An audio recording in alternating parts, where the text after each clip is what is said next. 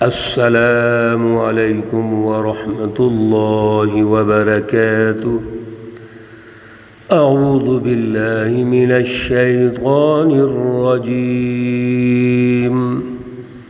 بسم اللہ الرحمن الرحیم۔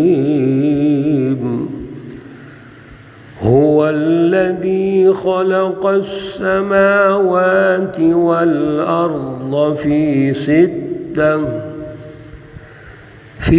ستة أيام ثم استوى على العرش يعلم ما يلج في الأرض وما يخرج منها وما ينزل من السماء وما يعرج فيها وهو معكم أينما كنتم والله بما تعملون بصير۔ صدق اللہ العلی العظیم۔ اللہم صلی علی سیدنا ومولانا محمد النبی الأمی وعلى آلہ واصحابہ وبارک وسلم وصلی علیہ۔ معزز سامعین و سامعات، پارہ نمبر 27 سورۃ الحدید، آیات مقدسہ 4، 5 اور 6 ہیں۔ اللہ رب العزت ان آیات کا فہم اور شعور عطا فرمائیں اور عمل کی توفیق اور صلاحیت عطا فرمائیں۔ سورۃ الحدید کا آغاز پچھلے درس سے ہوا، جس میں اللہ رب العزت نے اپنی تسبیح اور تسبیح بھی آسمان اور زمین اور جو کچھ ہے سب اللہ کی تسبیح بیان کر رہے ہیں۔ مقصد کیا ہے کہ اس کائنات کا خالق، مالک، رازق اور شہنشاہ مطلق اللہ کی ذات اقدس ہے، اور اللہ کا غلبہ ہونا چاہیے۔ فکری طور پر اللہ ہی کو غالب ہونا چاہیے۔ ذرہ ذرہ اللہ کی تعریف کرتا ہے، اس کی تسبیح بیان کرتا ہے، اور ہونی چاہیے۔ اللہ ہی تو خالق و مالک ہیں، تو اس کی تسبیح کیوں نہ ہو؟ اس لیے اللہ رب العزت فکری اور نظریاتی طور پر ہمیں یہ سمجھا رہے ہیں، ارشاد فرما رہے ہیں کہ اللہ کی بالادستی ضروری ہے۔ اسی کو دین کا غلبہ کہتے ہیں۔ غلبہ دین کیا ہے؟ کہ فکری، فلسفی اور نظریاتی طور پر اللہ کا غلبہ ہو، اللہ کی فکر غالب ہو۔ جب اللہ کی فکر غالب ہوگی تو پھر میرے عزیزو سوسائٹی کے اندر سب کچھ اللہ کی مخلوق ہے، ان میں کوئی بڑا چھوٹا نہیں ہوگا۔ خصوصاً انسانی سوسائٹی کی تشکیل کی جو بنیاد ہے وہ پھر انسانیت دوستی کی ہوگی۔ کیوں؟ مالک تو کوئی ہے ہی نہیں، اللہ مالک ہے۔ ہمیں اللہ نے اگر مالک بنایا ہے تو وہ فائدہ اٹھانے کے اعتبار سے، یہ ایسے ہی ہے جیسے مالک کوئی ہو اور کسی دوست کو، عزیز کو کوئی چیز دے دے، بھائی آپ عارضی طور پہ فائدہ اٹھا لو۔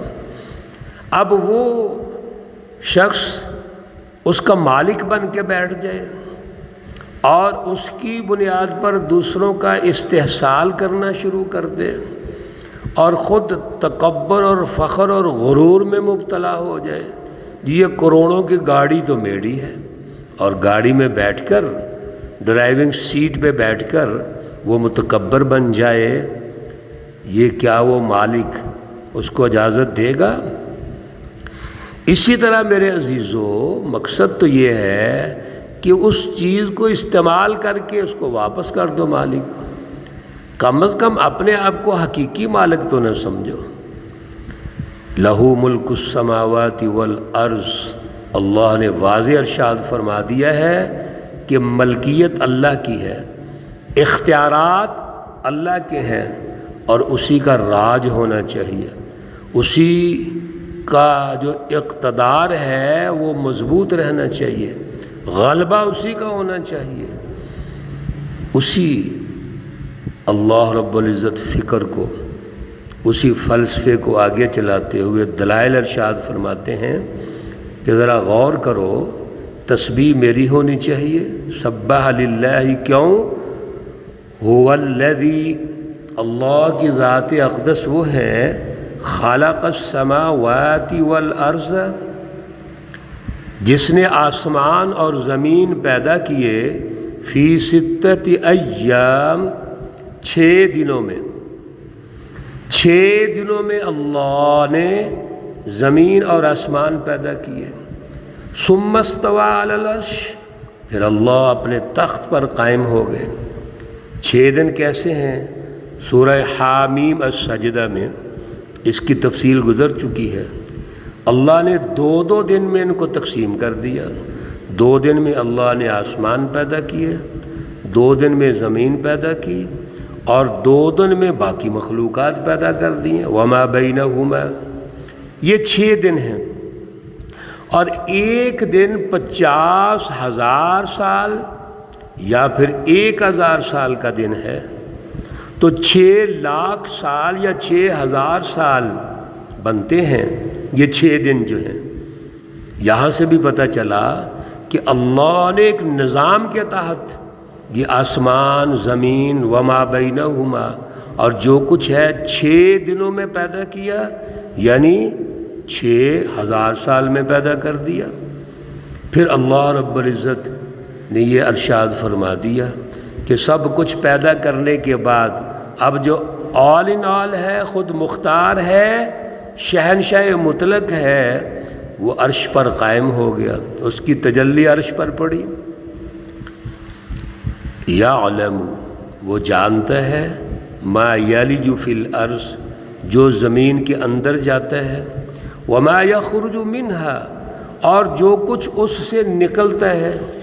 اللہ رب العزت نے اس زمین کو پیدا کیا، اور پیدا کرنے کے بعد اس کا ایک سسٹم بنا دیا ہے، وہ ہر ذرہ اس کے علم میں ہے۔ بارش کا پانی ہے، وہ زمین میں جاتا ہے، زمین جذب کر لیتی ہے۔ زمین میں ہم بیج ڈالتے ہیں، اور بیج ڈال کے ہم اس کا نتیجہ لیتے ہیں، اور پھر زمین سے جو نکلتا ہے وہ ساری چیزیں نکلتی ہیں جو زمین سے نکل رہی ہیں۔ پانی زمین سے نکل رہا ہے، رزق، وسائل رزق اللہ نے زمین میں رکھ دیے ہیں۔ وما ينزل من السماء، اور جو کچھ اترتا ہے آسمان سے، وما يعرج فيها، اور جو کچھ اس کی طرف چڑھتا ہے۔ تو آسمان سے کیا اترتا ہے؟ اللہ کے فرشتے اترتے ہیں، احکام اللہ کے نازل ہوتے ہیں، اللہ کے فیصلے آتے ہیں۔ ابھی بارش کی بات ہو رہی تھی، وہ بھی آسمان سے آتی ہے۔ اور بندوں کے جتنے اعمال ہیں، اور پھر اللہ کے جو فرشتے ہیں وہ جو زمین پہ آتے ہیں، آسمان پہ واپس جاتے ہیں۔ الیہ یصعد الکلم الطیب والعمل الصالح یرفع، یہ سب آسمان کی طرف جاتا ہے۔ تو اللہ نے گویا ایک نظام ارشاد فرمایا ہے کہ آسمان زمین کا بڑا آپس میں گہرا تعلق ہے۔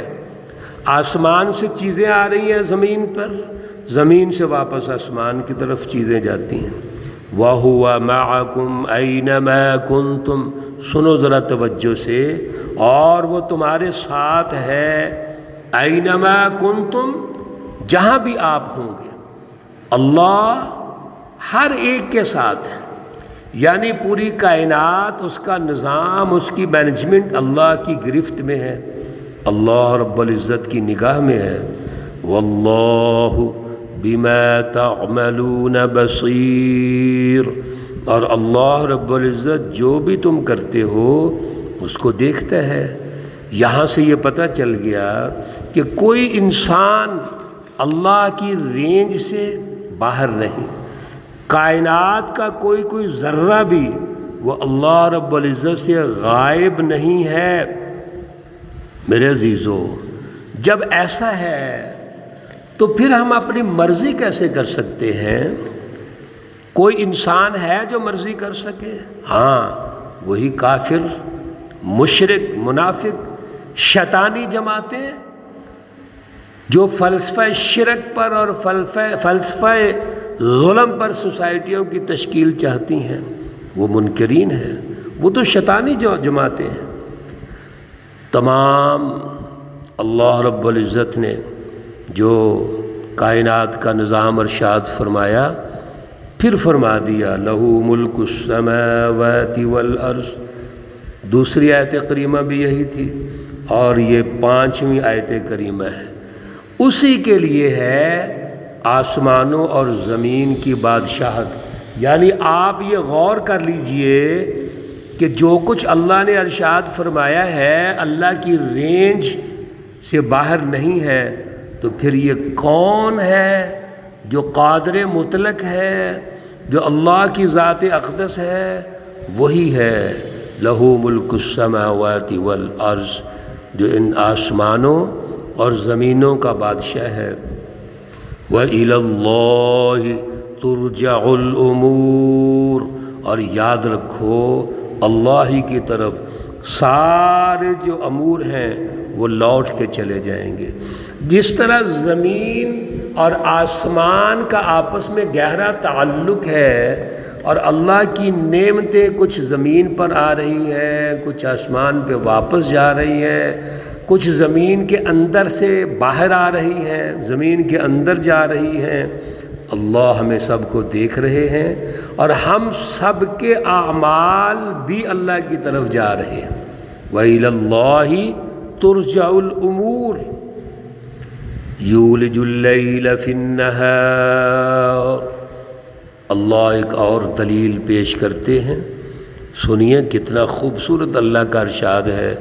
یولج اللیل فی النہار، داخل کرتا ہے رات کو دن میں، ویولج النہار فی اللیل، اور داخل کرتا ہے دن کو رات میں، وہو علیم بذات الصدور، اور وہ جانتا ہے، باخبر ہے ہمارے سینوں کو، ہمارے جو سینے ہیں اس کے اندر جو چھپا ہوا ہے اس کو بھی اللہ رب العزت جانتے ہیں۔ اب بتائیے کون سی چیز ہے جو اللہ کے علم میں نہیں؟ اور یہ جو رات اور دن میں داخل ہونا ہے، کبھی دن کو اللہ گھٹا کر رات کو بڑا کر دیتے ہیں، اور کبھی دن کو بڑا کر دیتے ہیں۔ یہ جو تبدیلی ہے، بعض علاقوں کے اندر دن بڑے ہوں گے، رات چھوٹی ہوگی، بعض علاقوں میں راتیں بڑی ہوگی، دن چھوٹے ہوگے۔ یہ اللہ کا ایک نظام ہے۔ جس طرح شمسی سسٹم اللہ نے بنا دیا ہے، پھر اس شمس و قمر کا زمین سے گہرا تعلق ہے، توانائیوں کا پورا نظام اللہ نے بنا دیا ہے، تو وہ تو علیم بذات الصدور ہے، ہمارے سینوں کو جانتا ہے، سینوں کی پوشیدہ چیزوں کو جانتا ہے، ایک ایک ذرے کو جانتا ہے۔ تو پھر کیا سبح للہ، اس کی تسبیح نہیں ہونی چاہیے؟ اسی کی ہونی چاہیے، وہی لائق ہے۔ سبح للہ ما فی السماوات والارض۔ اے انسان، جب کائنات کا ذرہ ذرہ اللہ کی تسبیح بیان کرتا ہے تو تم کیوں نہیں کرتے؟ تم کیوں نہ شکرے ہو؟ اللہ ہمیں اپنا شکر گزار بندہ بنائے۔ اللہ رب العزت دین کے غلبے کی جد و جہد کی توفیق اور صلاحیت عطا فرمائے۔ اللہ رب العزت تمام بیماروں کو شفائے کاملہ عاجلہ مستمرہ عطا فرمائے۔ اللہ رب العزت تمام مرحومین و مرحومات کو جنت الفردوس میں اعلیٰ مقام عطا فرمائے۔ ربنا تقبل منا إنك أنت السميع العليم وتب علينا إنك أنت التواب الرحيم وصلى الله تعالى على النبي الأمي محمد وعلى آله وأصحابه أجمعين برحمتك يا أرحم الراحمين. السلام عليكم ورحمة الله وبركاته.